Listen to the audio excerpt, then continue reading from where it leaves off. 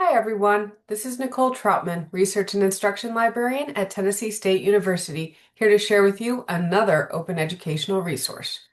Now, for those of you who are new to this channel, an open educational resource is a good scholarly resource that you can access on the internet for free without having to be affiliated with certain institutions, organizations, colleges. Anyone can access these, and they are really good to support your research subject. So, before we get started, if any of you would like to subscribe to this channel, please feel free to hit the little purple subscribe button in the bottom corner of the screen at any time during this presentation. Now, let me share my screen with you and we can get started. So, the first thing you want to do, because I'm going to show you how to access these through our library's website, which, by the way, this access is free to anyone who has internet access. So, this is the easy way to start your search for open educational resources.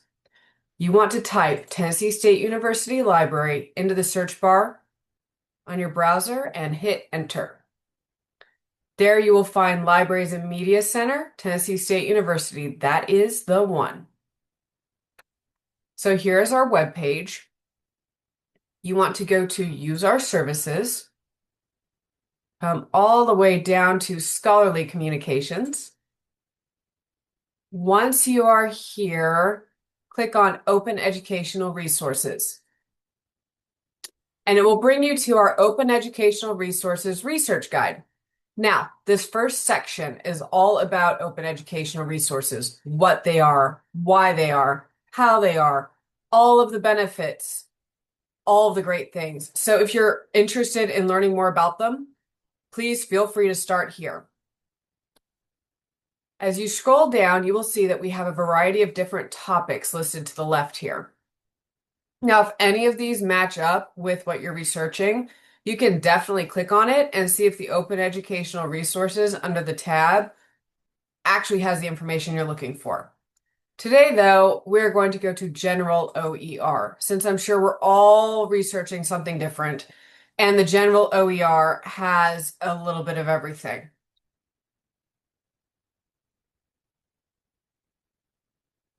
Today, we are going to look at Mason OER Metafinder, also known as MOM. The first thing I want to discuss with you are these links here at the top. What's an OER? I presume is supposed to tell you all about OERs, similar to that section on our research guide. It does not work. I'm going to continue fiddling with it throughout the week. If I can't get it to work, I will find the contact information for these people and let them know that it's not working so they can fix the link. About the OER Metafinder, on the other hand, does work. So if you want to learn more about this OER, this is the place to go. You can learn about what it is, what they offer, all of the information you'd like to know. Now, let's erase that. You will notice we have two lists here. The really cool thing about this particular OER is it is not just its own open educational resource. It actually searches a variety of other open educational resources for the subject you're looking for. So with all categories selected, it selects all of the OER specific sites and all of the archives under the deeper search. If you only want specific OERs, or if you only want the deeper search, you can click that to clear them, and then you can select the OERs that you wish to search. Today, we are just going to select them all. Same with deeper search. If you don't want any of these archives included, you can select that and it will clear them all. Or if there are only a few that you actually want to look at, you can select those few. Today, we're going to select them all. Now, let's go over these boxes. You can use them individually, you can use them together. This is going to take a lot of tinkering around with keywords to figure out what works best for what you are searching for. Sometimes you want to hone it down as much as possible to find exactly what you're looking for. Sometimes you want it to be a little bit broader because honing it down too much might cause the engine to miss some of the articles that would be helpful for you. So we are going to start with early modern England because this is what I am researching right now for a class. And we're going to leave all these other ones blank and we're going to hit search to see what we get. You can see the number of results right over here climbing. And we got a little box that popped up to say that there are 5 additional results to add to the 2,819 results that they already found. If you want to add results, you most certainly can. If you want to ignore it, you can. They even have a don't show this message again if you do not want to see additional results when you search for things. Today, we're going to go ahead and add them. So 2,819 results. That is an awful lot. It's rather daunting. If you want to be a little less daunting, you can come over here and use these filters. Here we have topics. So if there's a specific topic in relation to the subject you're looking for, like, let's say I just wanted to look at stuff about Elizabethan England, I could select that and it would bring it down. If there's a specific author that you like, that you've read articles by before and they've always had really good information and you want to see what they have to write about your subject, you can select them here if they're in the list. If there's a certain publication you prefer because of the layout, the subject matter, the way that the articles are written, whatever, you can select that here. You could also slim it down by article type because I probably want more articles than books, but you have all these options here. If you're just looking for images, you've even got image. You can select your specific article type here and it will condense the number. Under source, if there's a particular source that you want to look at, you can select it here. These are the sources that they're getting their articles from. So if you're like, oh, I know Oasis has a lot of good stuff and I'd rather just hone in on what they have to say, you could select that. And that's a good way if you start off with everything being searched. This can actually hone down to your specific open educational resources that you want to look at as well. If you decide later when you see that a certain one that you're familiar with has the information you need, you could select it there. And then here's document format. I'm a big fan of PDF, but this gives you the option. If there's a certain type you want, you can choose it. If you don't care, you can just not bother with that. So now that we have seen that wonderful, daunting number of results, let's go back to the home page. And let's try adding an author. Let's look up Milton. Now, the one thing I saw when I was looking at search recommendations for this open educational resource is putting the last name first.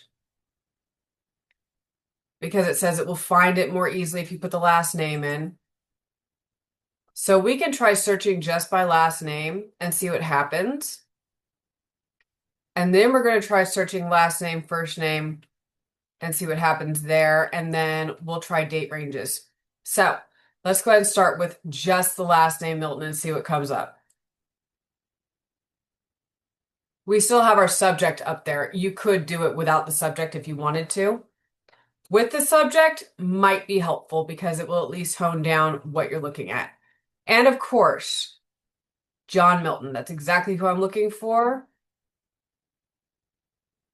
Here's annotations on his works, which is excellent. Now let's go back, and before we try anything else, let's try it without this so we can see what we get. I'm going to show you something here. I discovered this yesterday, and I think it's very important to be aware of before you go in and start your hunting.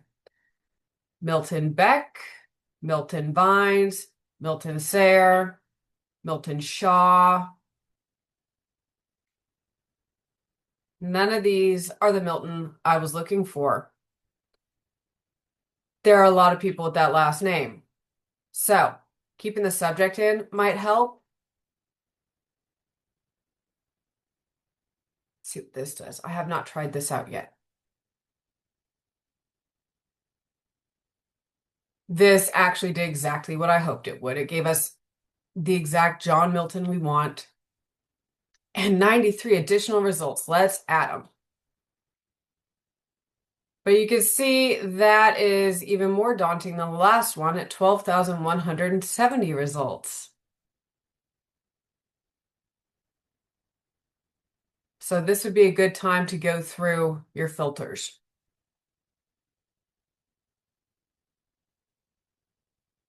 If there's a specific date range you are looking for, you can put it in here. I know sometimes when you're doing research, the instructor, whoever has you doing the research, says it has to be within the last 10 years or whatever. They have a certain date range.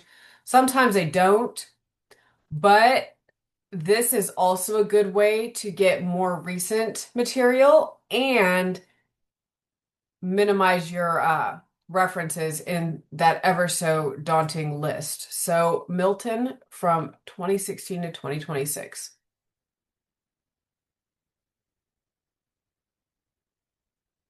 That actually I don't think really helped. But it's giving us a lot of recent articles. Oh, another 58 results. A lot of recent articles written about his works, recent comments written on his works. You will not find much of his actual works in here unless it was recently republished by a company, because of course he's been long gone.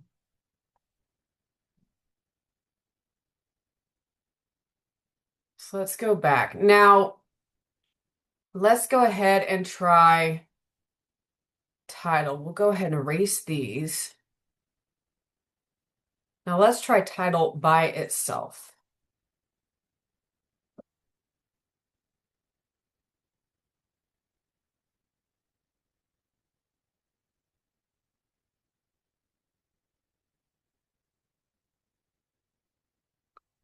And this gives us Milton's Paradise Lost. But then we have other renditions. Here we have a work written for a school of music, theater, and dance. So this is likely on a performance they did. Found a lot of really good information. Here you've got the actual book. Here it is in ebook form.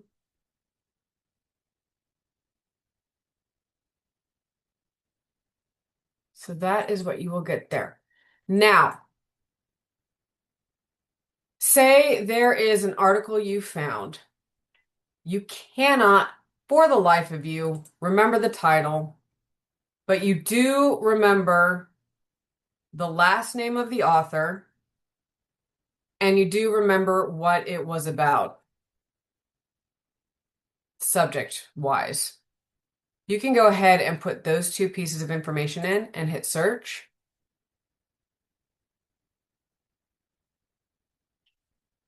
And here it will give you the article.